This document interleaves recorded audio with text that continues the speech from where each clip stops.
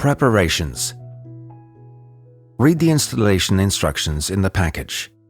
Before you start, it is important that the panels are acclimatized in the original packaging at room temperature for 72 hours.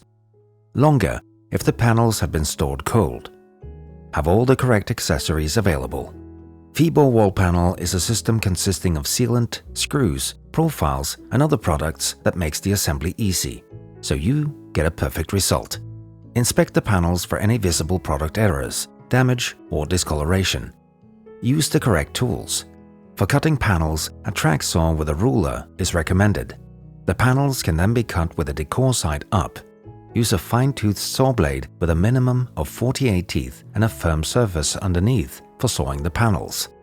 Level or laser, drill, pencil, grout gun, and tape measure are essential for getting a perfect result.